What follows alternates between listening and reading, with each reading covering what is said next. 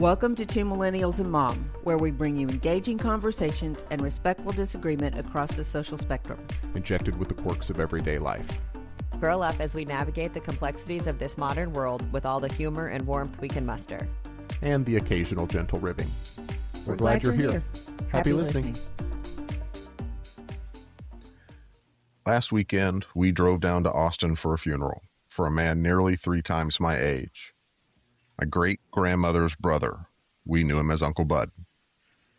I didn't really know Uncle Bud as a person in the way adults know each other. To me, growing up, he was this ridiculously talented and patient man who built these beautiful wooden model windmills.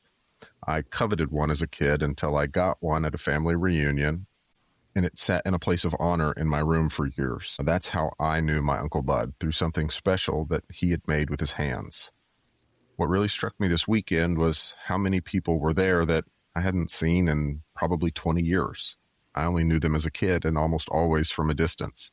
I've never known them as an adult, and yet they recognized me immediately. They knew exactly who I was and who I belonged to, and even as they were mourning the loss of their husband, father, and grandpa, they instantly welcomed me.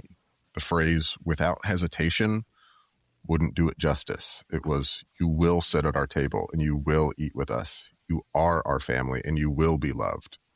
Just because I was there. There wasn't any catching up required to be family. Time hadn't loosened the connection. It's almost like it had strengthened it. And standing there, it made me realize how unique that kind of belonging is, especially when your own immediate family is on the smaller side. It got me thinking about what it means to belong to something bigger than your day-to-day life and how those kinds of family ties form, fade, or hold over time. What I felt last weekend was belonging. It was the 40th anniversary of losing my mom, a time several of these people supported me in that loss. I think my situation is a bit unique. First, we've always spent time with my grandmother's family, all of them. She was one of 13. Our reunions were weekend-long events. This may be my great aunts and uncles, but the generations have blurred. And secondly, because of the loss of my mom, I became a daughter to my grandparents. They were such a constant in my life that it seemed normal to make that transition. I'm genuinely grateful for the extended family I get, especially the parts that overlap. The relationships, the traditions, the small gems you only discover when generations come together and when timing allows some warm parts to be illuminated.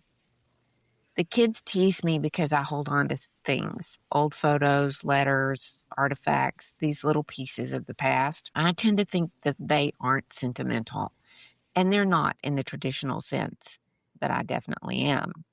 It's rarely about the object itself, though. It's more about who it belonged to and what it meant to them, like the windmill from Uncle Bud, what it witnessed, why it mattered to someone I loved. These are people who helped shape me because of the connection, even if I only saw them intermittently.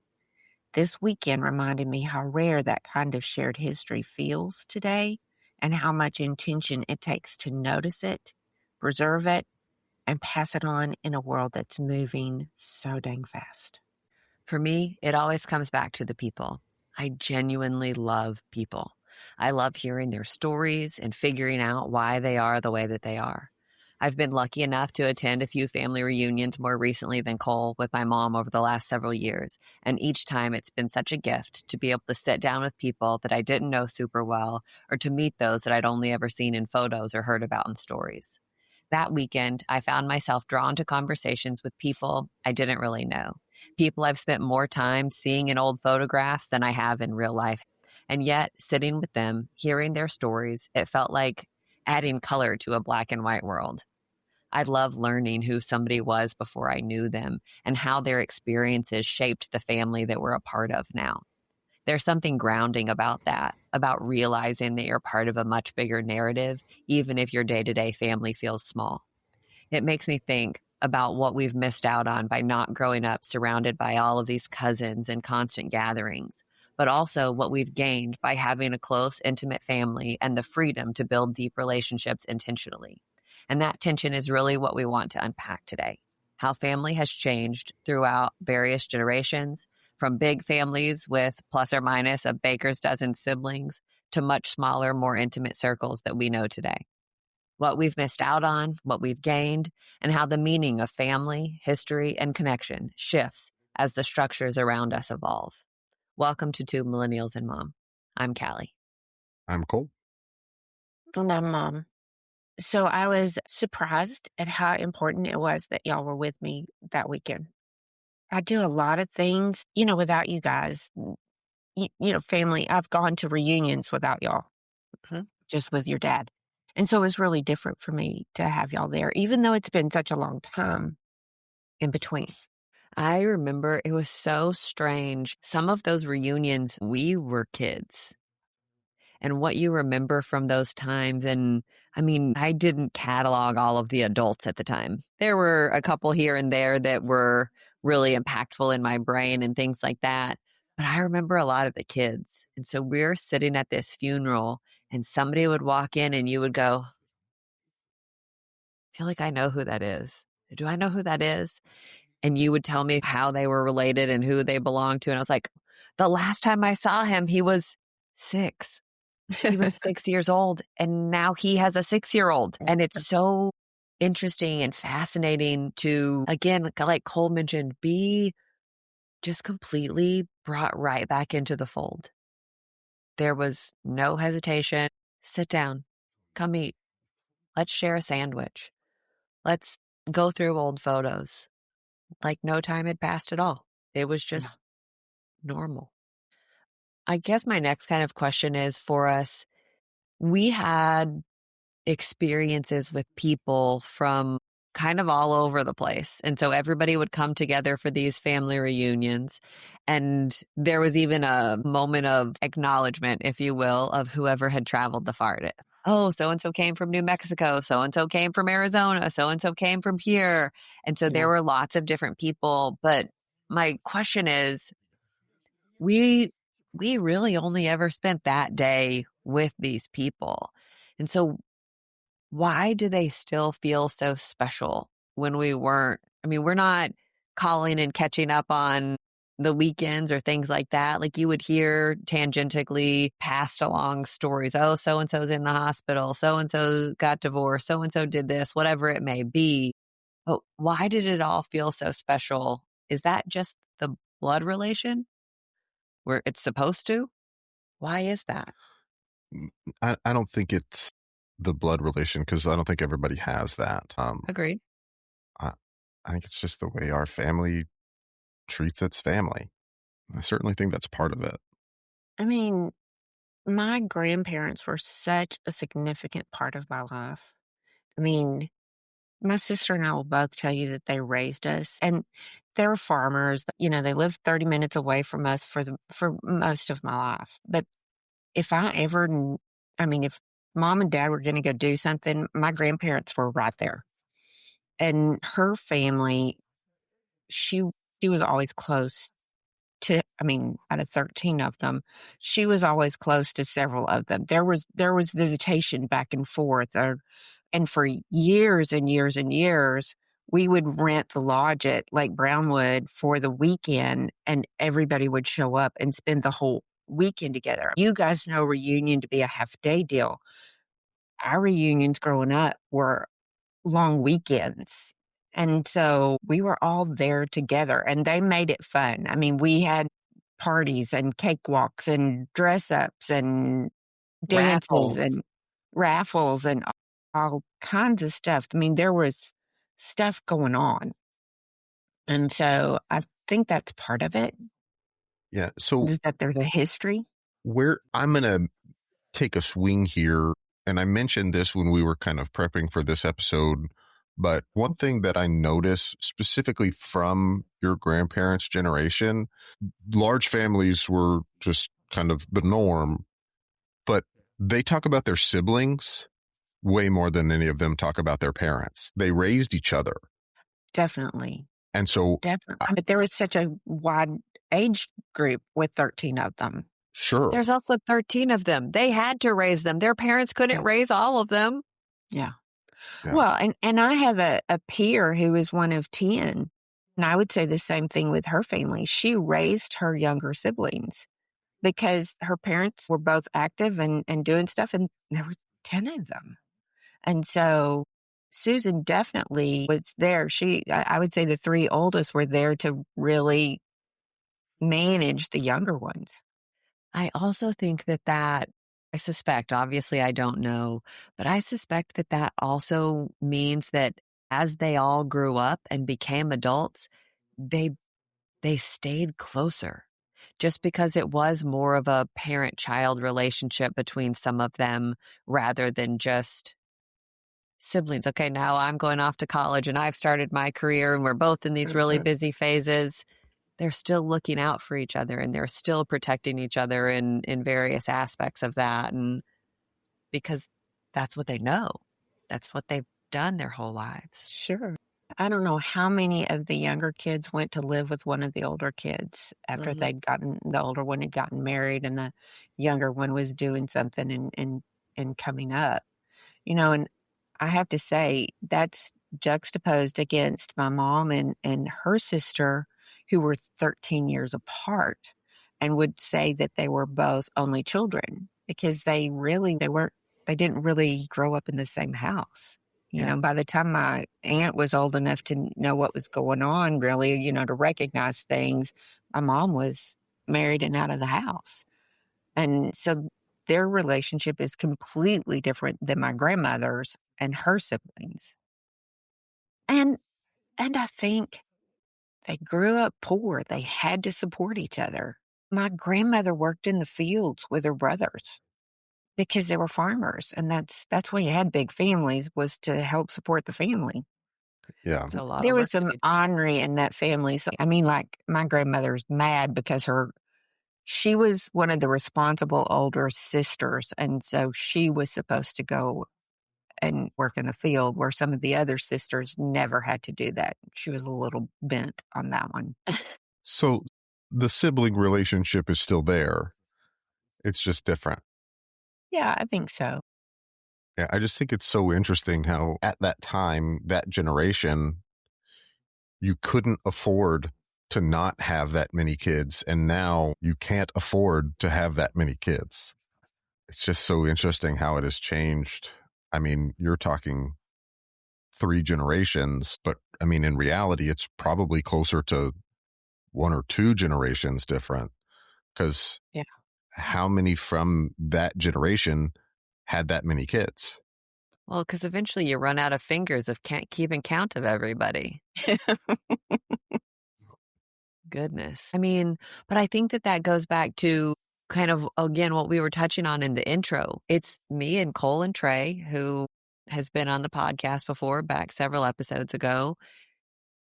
And that's kind of it. We don't have cousins and we don't have all of these other big, huge family. Like, I watched the movie. I don't know if you guys are super familiar, but it's called The Family Stone. It's Diane Keaton and it's Craig T. Nelson and Sarah Jessica Parker and I don't know, one of the Owens brothers, but they're getting together for Christmas. And it's all the siblings and one of them's gay and one of them's married a black person and one of them's single and one of them's doing drugs and one of them's goody two-shoes. And it's a mess. And it's something that I envy. Yeah. Yeah. I want to have a big, messy family Christmas. And you can see in the movie where it's like when everything is going wrong and everything is seemingly terrible is when they all just show up for each other and everything works out the way that it's supposed to. And I know it's a movie. I'm not trying to get into that part of it, but at the same time, like, I think that when you've got larger families, that focus is spread a little bit differently. And some of it, I think, is people vying for attention. I don't ever get any. I need some over here. And I think that some people are given the opportunity to kind of recoil a little bit and not be the center of attention and not have all of the spotlight on them, and watching the parents pass that around to each of these different kids and their individual little families. I love the idea of having this big, huge, messy family. And I think part of it is the grass is always greener, right? You want what you don't have. And that just feels so fun to me. I think it's still why I, A, consider my love language feeding people, and B, just want to take care of everybody. I think that love language might be in your DNA. I think food comes down on both sides from that. I mean, think about King George always wanting to make sure everybody was fed. I mean, he'd work Making himself grilled silly. cheese sandwiches at 3 o'clock in the morning. Cheese toast. Yep. Yeah. Yeah. Yeah. Mm-hmm. Yeah. Absolutely. I think, and I don't know, maybe as you were talking about that, I'm wondering, is it easier to distinguish, like, the oldest child and the middle child and the young child when they're only 2 or 3, and it's harder to do that when there's 13 and they I would think span, so. 20 years? So you don't characterize them quite as easily. They don't fall into, There, that's the gay one, or, oh, that's the oldest one, or that's Those the tropes. grumpy one. Yeah. I don't know. It was really interesting sitting there around the table looking through photos with Doris and her going, oh, no, that's because he's the baby. Oh, no, that's because she went to did so and so. I mean, I think that they're still there. I also wonder if part of that kind of keeps, especially as we age, keeps your memory sharper. You have so much content that you have to remember and keep up with that you just do. You find a way. I think that family was just really distinct in that they made it a point to spend time together Mm-hmm. and to have fun together. Yeah. And don't get me wrong, there were issues. everybody has drama.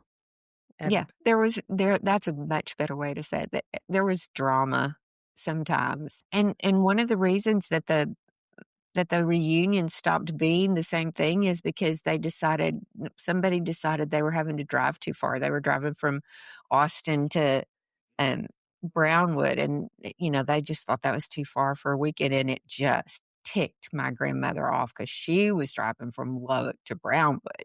She was driving the furthest, and she wasn't complaining, so she didn't think any of those others should be complaining either. And it changed. Yeah. I mean, again, Cole and I grew up in a family of 3 siblings, and I was living several hours away from all of you guys. And so even now, when I tell the story, I talk about me being the black sheep. Everybody is still home and didn't except for me. And I think it just kind of soaks into your psyche. Oh, that's interesting. I don't think of you as the black sheep. Every time I say it, you protest. I do. And I think my dad was known as the black sheep, and maybe it was for the same reason. His family all lived in Arizona in their later lives, and he didn't. And maybe that's why they considered him the black sheep, because he didn't hang around. But you tend to be connected, and so I don't think of you as Cole. Do you think of her as the black sheep? I'm waiting for a sibling snark to happen there. Nope.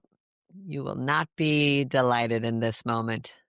No, I mean, but Callie, you're so much more interpersonal than I am. Like, you've always been better at maintaining those connections, even over long distance, making the time to be present, even if you're not physically there, which I don't do as well. Like, I am not driven by those interpersonal connections in the same way. I was just sitting here thinking, if you were living in another state or you were living multiple hours away, what would our interaction look like? How would that manifest in those moments? And I think you're right. I think that I think part of it's just me being nosy. What are you guys doing? What are you up to? What kind of fun are you Yeah, having without me? that's definitely part of it.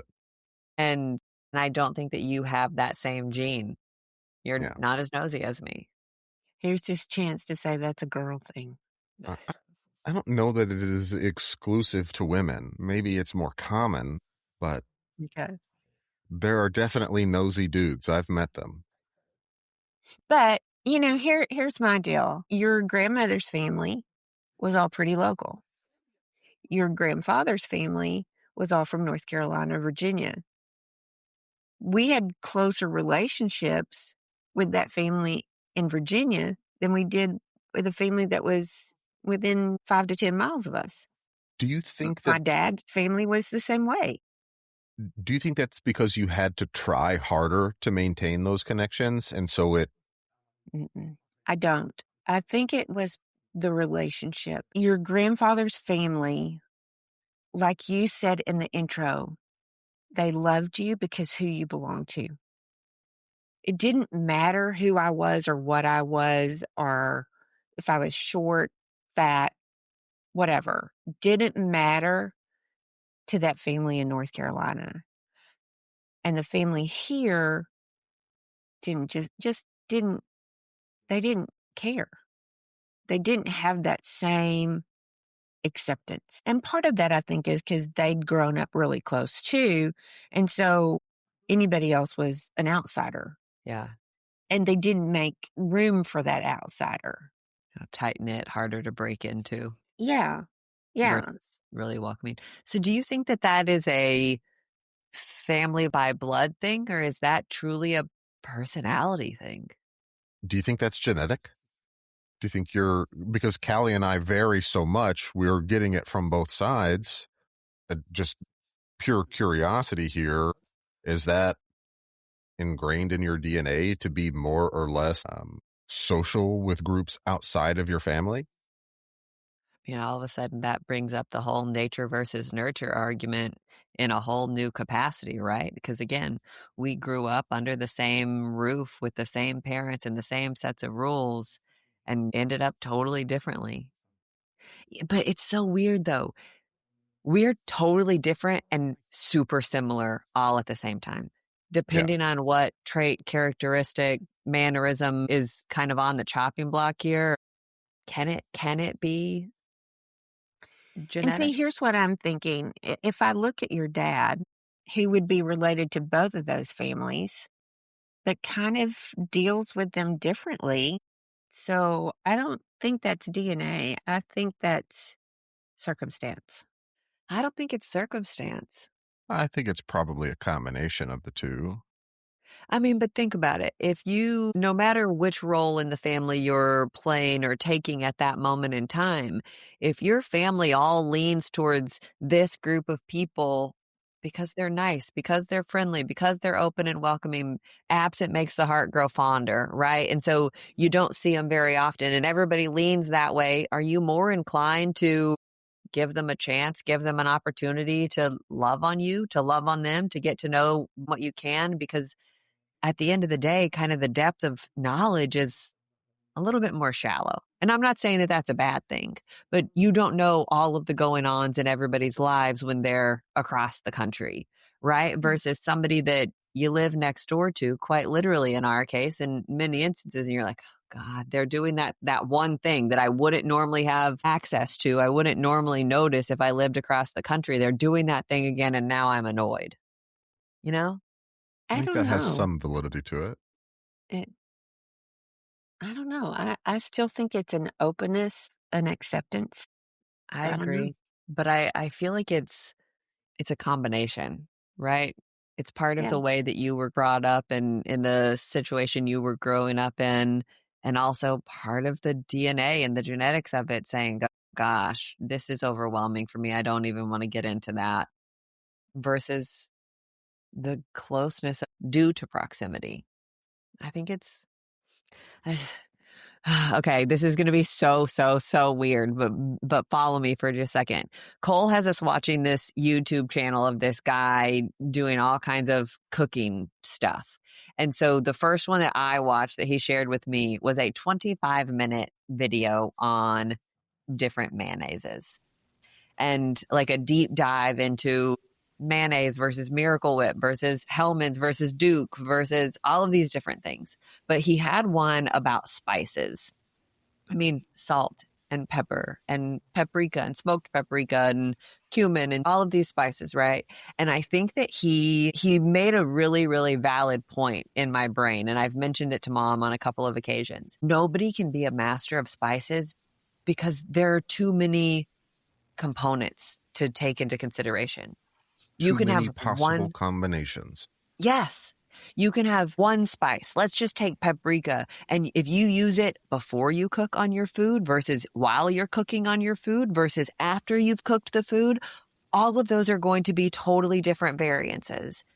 Then you take into consideration whether you put in 3 teaspoons versus 1 teaspoon versus a light sprinkle. I mean, like, there are so many different combinations.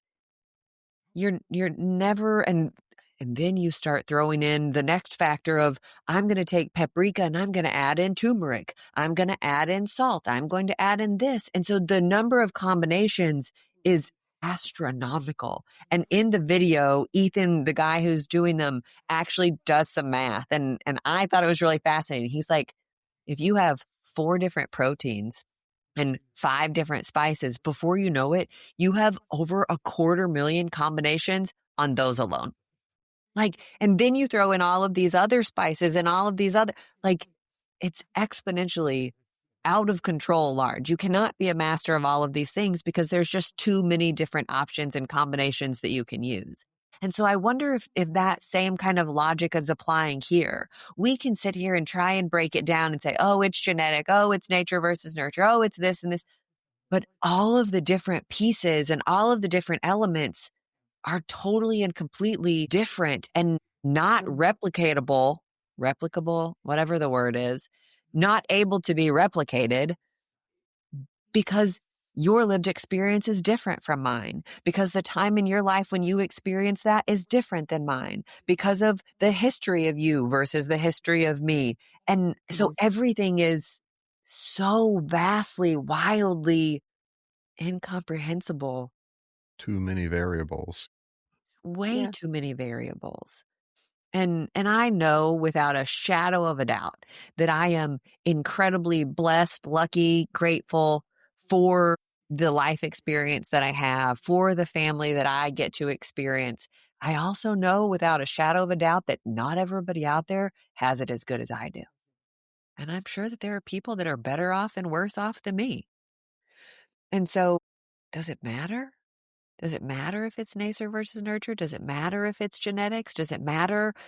I mean, because then you get into the whole conversation about chosen family. There are some really shitty people out there, and I don't want to be associated with them.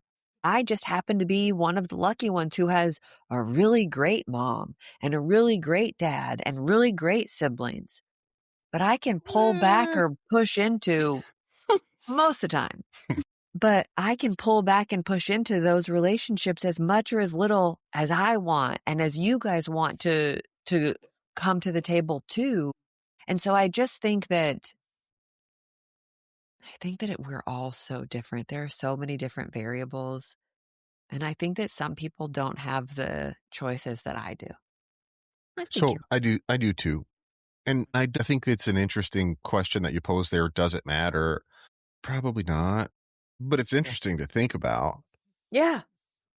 But what that kind of leads me into a different thought, and those different variables that you're accounting for. Callie, we didn't really have cousins growing up. Like there were other kids that were distantly related to us that we would see on occasion, but like we didn't grow up close to cousins. Just wasn't really a thing. None of your aunts had children. Exactly. So you truly did not have cousins. We did not have first cousins. But like everybody that I grew up around has direct relation first cousins that they at least know. Many of them were close friends, grew up almost like siblings. Yeah. And we didn't really have that, which kind of always struck me as not really odd, but something that I was aware of just because so many other people do. Like, Mom, you have lots of cousins. Dad has several cousins. Lots and lots of cousins. And I mean, you say that, but I have 3 cousins that I know. That's 3 more than we have. Well, that's true. And but even then, you were more than just tangentially aware of your second and third and fourth cousins. Those those more blood relation wise, further distance cousins that had the ability to kind of fill the role of a cousin. And we didn't really have that either. Like, your cousins are the closest things that we have to cousins, but they're more like aunts and uncles. And so, like, we've got some second cousins and I guess step cousins. I don't even know what like first cousins once removed or twice. I don't even know what that means. I have no idea. I saw a table on it the other day. I'll send it to you, but kind of irrelevant. It's a generation step. Don't care. Yeah. But I mean, like, Mom, you had a sister. I have a sister and a brother. I know what that relationship is like. Mm-hmm. I don't really know what the relationship with cousins is like. Mm-hmm. Like, I only have a third party experience from how I see other people interacting with their cousins. And some people, like I said, are really, really close with their cousins. I've got friends that have cousins that are, again, more like siblings. And then I've got some that don't know their cousins at all. And then there's always somewhere kind of in between. But, like, it's not that I didn't know my cousins. I don't really have any. And so it's just another one of those kind of variables. Like, I didn't grow up with blood family kids that I was interacting with other than Callie and Trey. That was it. And so that kind of focus on familial relationships and the need or want to maintain those relationships just isn't something that I really have. And so I'd be interested, like, can you talk about your experiences growing up around with cousins? I mean, you talked about it a little bit earlier, always having like the weekend long family reunions, but like, how did you develop those relationships? But again, those were not first cousin kind of relationships. Those were cousins once removed or twice removed kind of things. But because the age variance was so deep there, and because of my grandmother's relationship with her siblings, there wasn't a line there. But I mean, if you look at Bud's son, he and I are 6 months apart. But he is the nephew and I'm the granddaughter. And that's a big difference. But we grew up around each other. Right. Like, as cousins, basically. Yeah. Yeah, with some distinction. Conceptually. Yeah. Yeah. I mean, you've got to take into consideration Uncle Bobby. He's my great uncle. He's my dad's uncle. And they're 6 months apart as well. And they may as well be buddies. I mean, and like they grew up brothers. Like brothers. Yeah, they're almost more like brothers. Yeah. Yeah. So, I mean, what that leads me to is that I think those lines of distinction don't necessarily matter.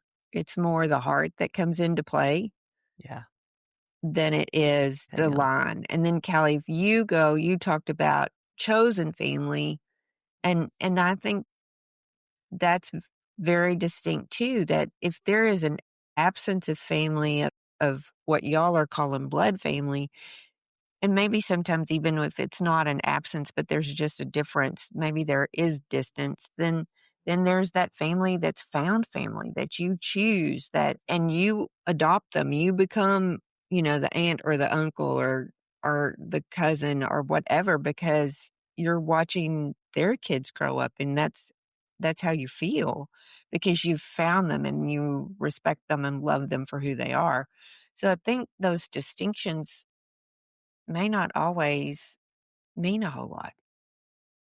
I think that that's really true and valid. I've got friends who, like, it warms my heart to hear them talk to their kids about me being Aunt Callie and having y'all, it's going to make me cry, measuring their kids' heights on the back of my laundry room door and how important it is to those kids. I'm thankful for those relationships. I mean, that's what really matters in your life. Yeah.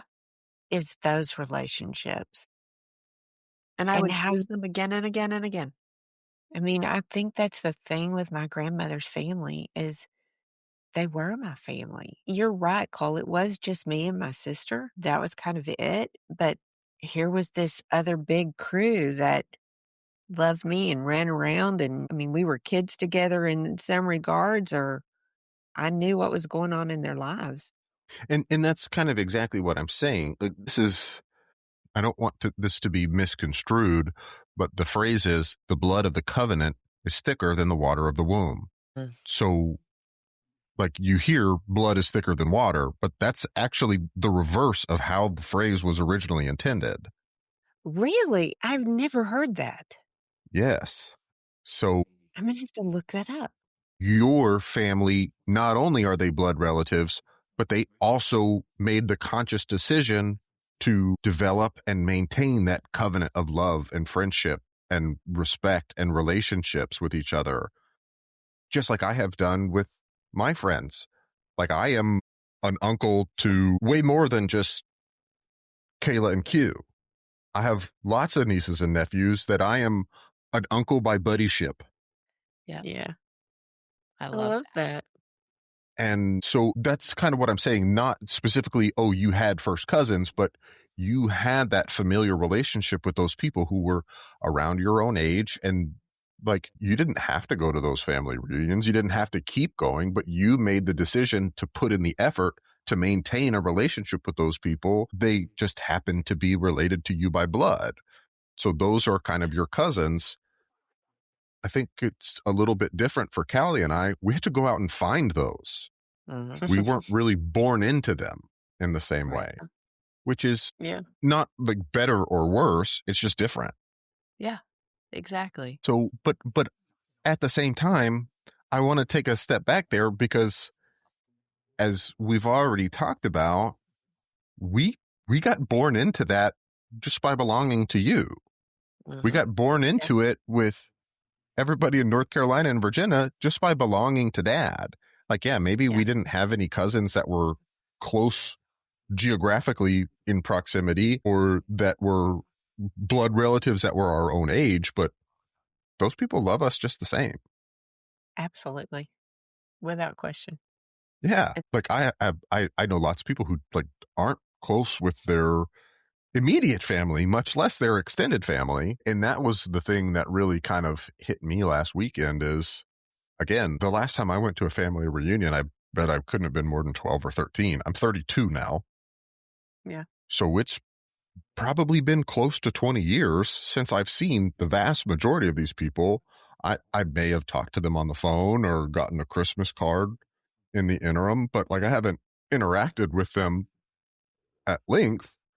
And to just walk in and be hugged and known and loved. Hey, I'm sorry, I don't know you. That's okay. I know you. Yeah. Like, Without reservation. yeah, that's really Wasn't meaningful. it nice to be known? Yeah. Yeah. Yeah. So, I mean, and I think that that's where we have to lean less on the genealogy of it. Oh, well, this is who's connected to who in the family tree and all of that. And why I would say that it has less to do with kind of the fundamentals of the genealogy and more to do with the people of it, what you are valuing in your immediate family. I mean, we prioritize those kinds of moments and family reunions because our mom did, because it was important to her and we wanted to support her in those moments.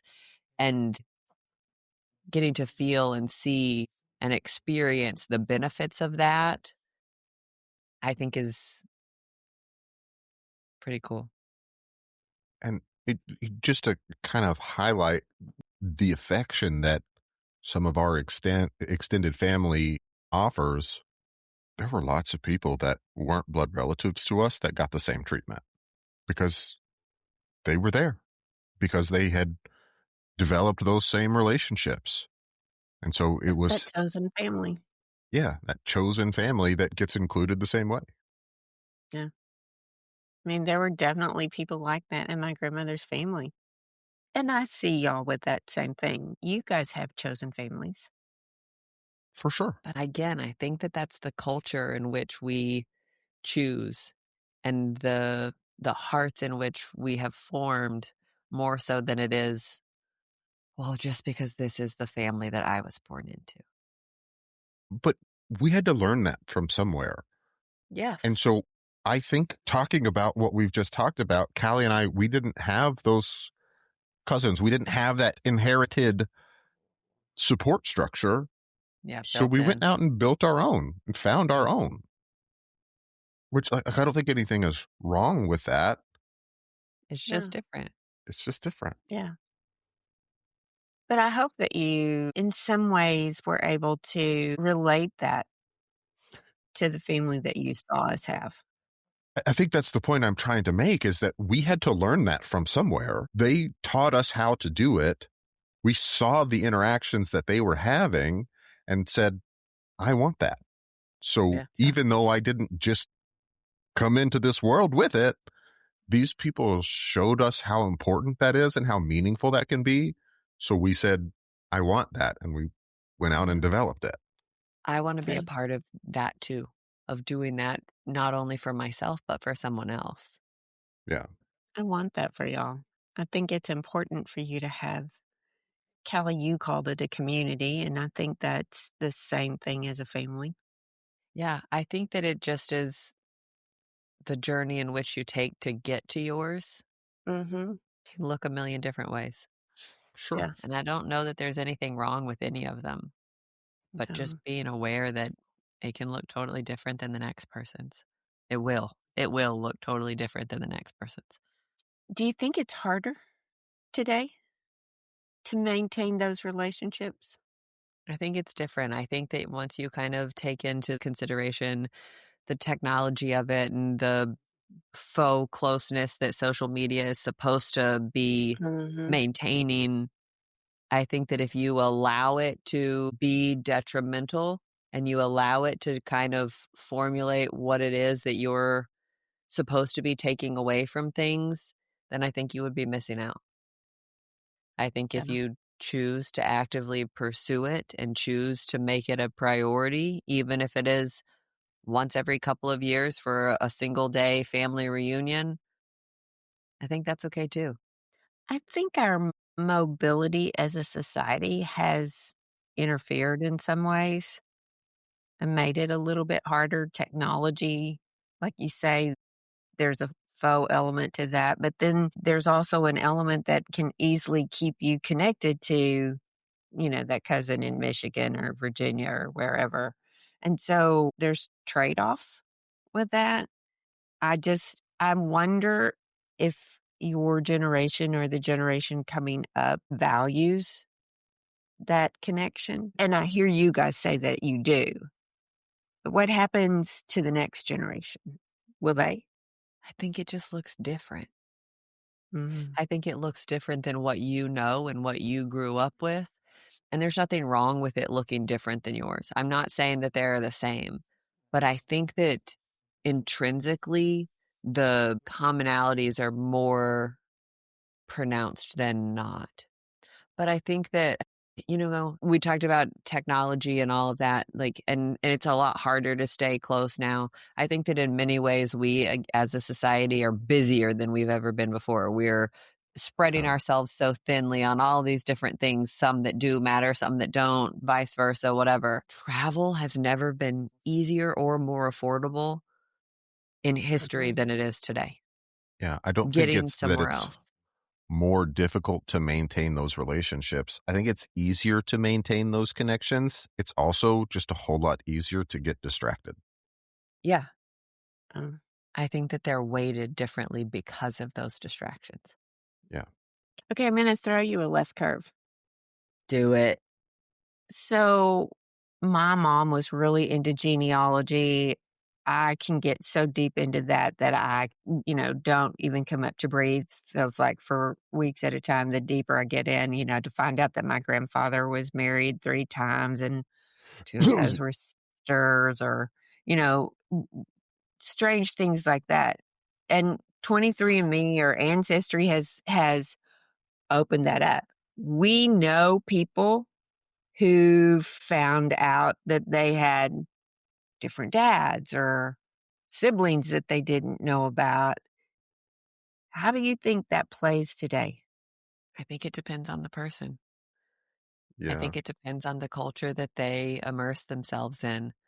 I think that you could sit here and go, ugh, I don't want to have to get to know new people. I don't want to have to go figure this out. This is going to be hard and it's going to be time consuming. And now I have to go over there and learn all of this.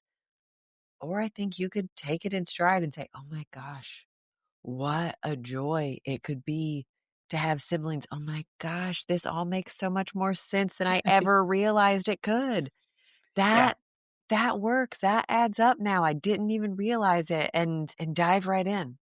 You don't, but what would your reaction be if you found out that you had a sibling that you didn't know about? Well, so I want to make this point here. I think that it is the further back you go generation wise, at least in the relatively recent generations, the last 3 or 4, I think as you go back, it gets less and less common for that to just be widely known. I think it's more likely for those things to be secret, if you will. Yeah. And the further forward you go, the closer to now you get. I think not only with the way that technology has advanced, but just how society as a whole has changed, that, I mean, it's just out in the open. Like Everything is it's captured. much less likely to be a secret. Yeah. Well, I started to say, I think that's part of the shock value here is that the secret comes out. And then you're sitting there as an adult trying to figure out what happened in your childhood that you weren't paying Yes. attention to, didn't have any knowledge of, and you're thinking, and it comes into play that you're looking at your parents or your grandparents and their behavior in some way, and it could make you look at them completely different. Challenges your perception Yeah. of what you thought who that you thought Yes. they were. I, Yeah. I mean, think societally, we're just more open about that now. I think less that shame. that's Certainly think part that's of part it. of it. Yeah. Hey, it didn't work out between my mom and my dad, but it did work out between my dad and my That lady. brother's Yeah. mom. I think that is just more socially common, more socially acceptable. Just, I feel like it is more frequently publicized than it is hidden.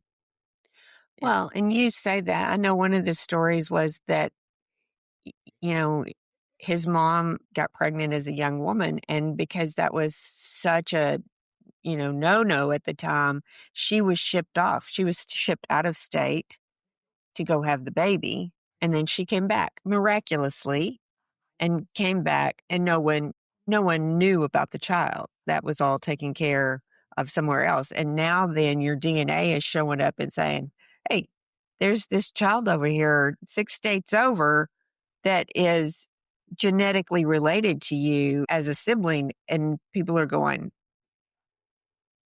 because It's nobody talked about more that than that. shame back then. I think that it's more than that now. Oh my gosh, she just disappeared for 6 months, 9 months, 12 months on social media. I haven't seen anything from her. Where'd she go? Let me go look.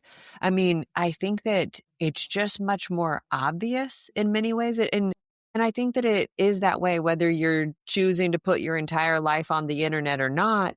I think that we're just more aware of anything and everything that's going on. And I think that in some ways that's a good thing. Talk about it in terms of crime. Okay, you can't go and throw a bag of dog poop on somebody's front door because they've got a Ring camera and it's going to end up on the internet. Yeah. And I think that it's just different and people are more aware of their surroundings, of what's going on. Hey, I saw on my Ring camera that a moving truck pulled up and she moved out. I mean, what that looks like and how you're reaching out to those people. And some of that I think is just naturally piqued curiosity. I think that some of the ways in which we have turned curiosity into entertainment has been a factor in that. Well, let's go look and dissect all of this murder that happened 20 years ago, last month, whatever it may be on the internet, in this podcast, whatever it is. I'm thinking Serial and stuff like that. I mean, I think that it just looks different. I think that there's a lack of shame, not in a bad way like that you mentioned, but I think that we're just all more digitally, socially connected. The depth of that, fine. I'm not putting that into question here, but I think there's just more. I think y'all are more accepting of abnormalities. Well, to us, they're not abnormal. That's the I was thing. going to say, that's all we've ever known. That's just normal to us. Yeah. Okay. That's kind of fascinating in itself. I- So with that, how do you hold on to that history? I suck at that. I'm thinking about the stories themselves are fun. I'm not 100% sure that I can say with confidence that I'm going to sit down with our nieces and nephews, or that I'm going to sit down with my kids, even my chosen family and their kids, and be like, so let me tell you about that time that your grandfather did this. I don't think it is going to manifest in the same way, but I think that we're missing out on stuff because of that. I mean, again, when you had 10, 11, 12, 13 siblings, somebody's always going to come and keep you in check. Oh, you're not going to tell the story? Then I will. Here's when your dad looked like an idiot. I mean, and I think that that's part of the sibling interaction that comes, especially with a large family. You've got more people to tell those stories. And as our families and all are growing to be much smaller, you've got less people, and especially taking into consideration those distractions that Cole was talking about earlier. We're spending time on different things. Let's talk about this. Let's go on here. Let's prioritize that. And so I think it will be different. I'm also thinking about it from a medical history standpoint. I am the worst. When I have to go to a doctor's office, it could be my GP, and they're like, what's your significant medical history? How did your grandparents die? And all of this. And I'm like, I don't know. I can tell you about when it was, but I don't know. I have no idea. Yeah. And I think part of me is thankful that technology has advanced so much that it doesn't matter as much. It's not as important to know. They can figure it out with all of the tests and such that are out there today much more quickly and efficiently than they could before. Oh, we have to look at that because every member in their family had this for the last 6 generations. That means something. And so I'm a little nervous about that part of it. I'm thankful for the technology, but also just kind of sitting here scratching my head going, I have no idea.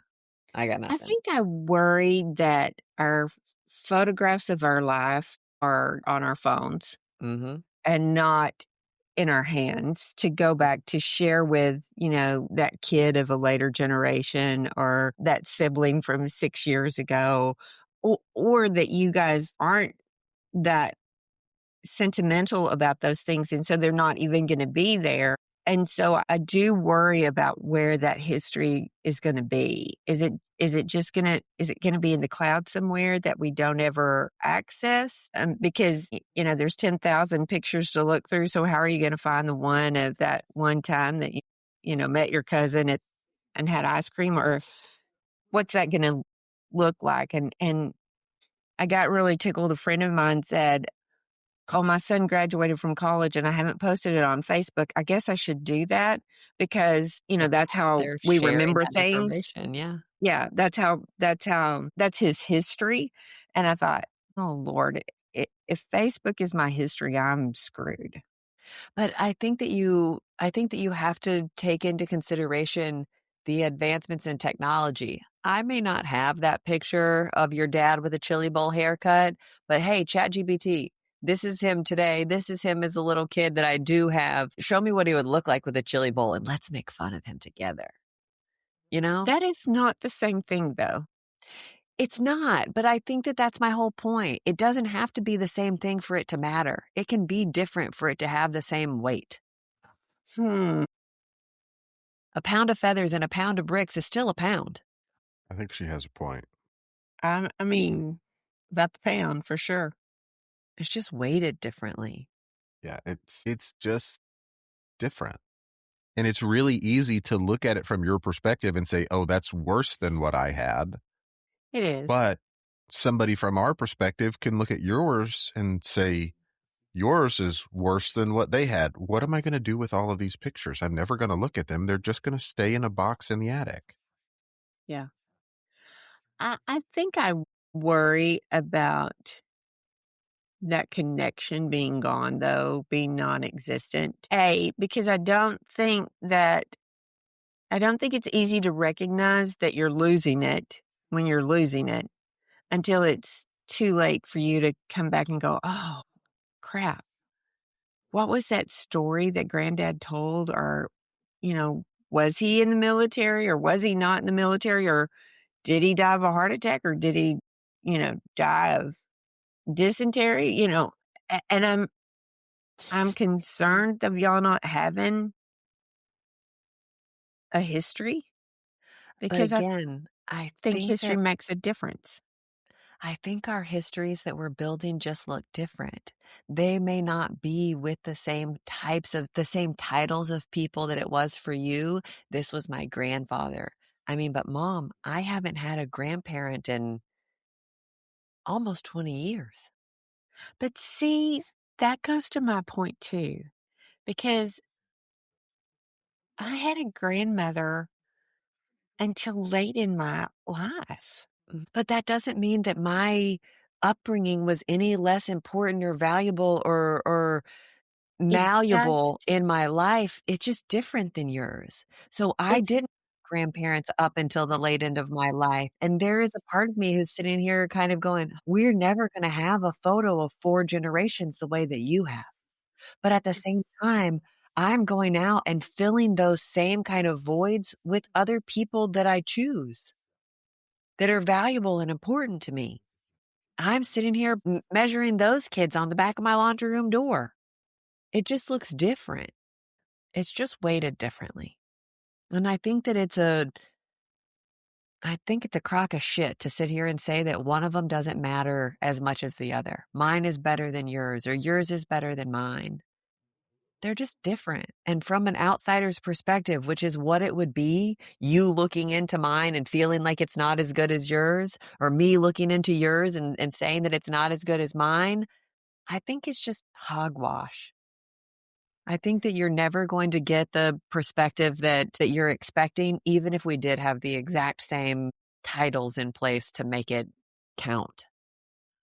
It's just different. I am not trying to tell you that your relationships are not good enough. I know. Let me do it to you this way. There are people, some, who say that they can go back and say, we had people on the Mayflower. We've had that, generations and generations that we can stand and say our relative was on the Mayflower. And Does that matter okay, to you? Does that mean something to you? maybe, And That's that's fine. prideful. And that's fine though. But maybe, maybe it Brian. doesn't mean something to me. So why do I care that I don't have it? Yeah. Like I am not responsible, nor should I be proud of actions taken by people that weren't me. Like what if I had a great great great grandfather that was a serial killer? Does that make me worse? Should it? No, it doesn't make you worse or better. So does it But make that's me better to the have a title. relative who was on the Mayflower? Again, it doesn't make you worse or better. Just It gives you a different thing connects to you to focus history. on. You're just as Yeah. connected to the serial killer. I You're mean, just as connected. It's just how you prioritize the value of it. I want to right. be recognized for my own accomplishments. Which I think in and of itself is a pretty dang good motivator. I Yeah. want to be proud of me and what I do and what I accomplish and who I am and the people that I'm kind to and the impact that I have on their lives. Just because I don't have lineage that links me back to some monumental moment in history doesn't mean that it won't link me up to somebody in the future.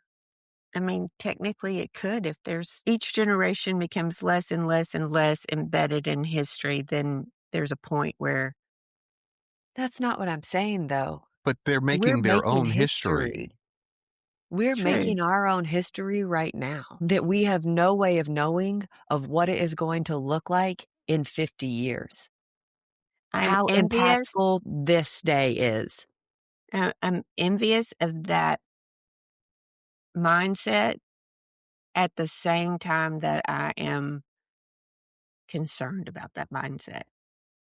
I think that part of that is due to the generation in which we grew up in as millennials, that we For were sure. forced, we weren't comfortable. We had all of this shit going on around us that we had to figure out how to navigate and work through. And I think it made us more nimble in a lot of ways. And I think Yeah. that nimbleness, is that a word? That nimbleness taught us to not take stock in the same things that you took stock in. Now, let's break that down into a really finite, simple example. If you went back in, Cole, when did the stock market start? Are you talking Ballpark. about the U.S. stock Yes. market? Yes. I mean, pre-revolution, I'm pretty sure. Okay. So back in the forever ago, you invested in this one stock because I don't know times and we know that and I'm not ashamed, but whatever. But you invested in this one stock and it took off and it made you a millionaire, a billionaire, whatever it is.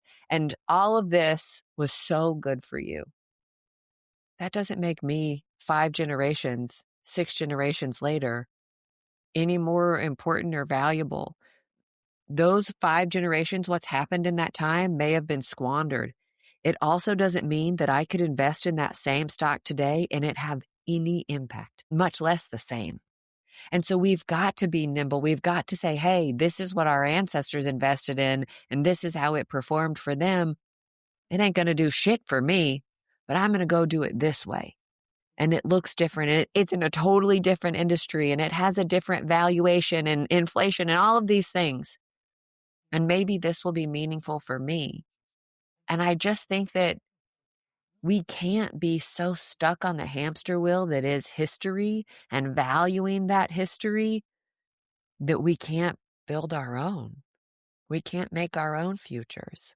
I think I understand where you're coming from, but I think that it's also like Callie is talking about nimbleness here. Just because we don't necessarily have the same access to something in the way that you did doesn't mean that we don't recognize its importance, but Yeah. we can still say, hey, knowing these things are important, but maybe I don't have that. So I'm going to go out and find it. Just like we did And with cousins. it may go by a different name, and that's okay. So you posed a question here about how do we honor where we come from without being trapped by it? And this is exactly what I think this conversation is about. Yeah. Mhm. That if you don't have that history, can you honor it? Yes, I 100% absolutely undeniably think that you can. And here's why. I think that it's less about necessarily the stories. I think it's about the feelings. I think it's about the character traits that are passed on and developed. And that doesn't require a blood relation. I can sit here and talk about Doris Law, who Uncle Bud's wife, for anybody listening who is not familiar with all of them. Of I can talk 72 about years. wife of 72 years, and I can admire her and I can sit here and take the things that I learned from her and the patience and the integrity and the interest in valuing her family, chosen and or not, and I can then pass that along. I get to pass those things along. So again, I get to choose what it is that I'm valuing and what's important to me and what I share and put out in the world. Everything that I'm filling my cup with that then overflows to everybody around me. I get to carry that on in a totally different way. And I am so freaking thankful for that. But that's history. Exactly. It just goes by Sure. a different name. But let's say we're in a similar situation and I bring someone with me to a function and they see how Doris interacts with her family and how much love she displays for them and how much care she displays for them, and they don't have someone like that. They don't have a familial history like that. And they say, wow, what a wonderful woman. I want to project more of that into the world. I'm going to start making my own history this way. That counts. Yeah. It matters. That goodness and kindness that we're relaying on to future generations. I mean, Mom, take it from the whole other perspective of this. We can sit here, we're talking about your grandmother who was a racist. You have shared many a story about what a racist she was. Yep. She was a wonderful woman in many assets and facets of her life. And that is one that you chose to not pass on. Personally, I am very thankful and grateful for that. Thank you. Good job. But you took something, you took the good stuff of her, you valued it, prioritized it, and passed on that weight. That's the history. That's not being trapped by it. That's honoring all of the goodness. And so, and I think you can watch those progressions throughout generations, from her generation to your parents, to you, to us, to Gen Z, to Gen Alpha, and see all of the good things that have been passed on, the places we've come up short, and course correct as you go. That's honoring the history. Okay. I think. It doesn't have to be inherited. It's what we choose to actively maintain. I love it. Okay, are y'all ready for my little weird story here? Yes. This is such a fun story. So recently, my sister was listening to NPR and they had a segment about Christmas eats. And they introduced the storyteller for this individual story, which happened to be a person with our maiden name. And that made her kind of stop in her tracks and go, oh, that's interesting. There aren't very many of those. And so she began to listen to the story. And he started talking about his grandparents. And he named them. And it was my aunt and uncle. So she reached out to him, and it turns out that he's family.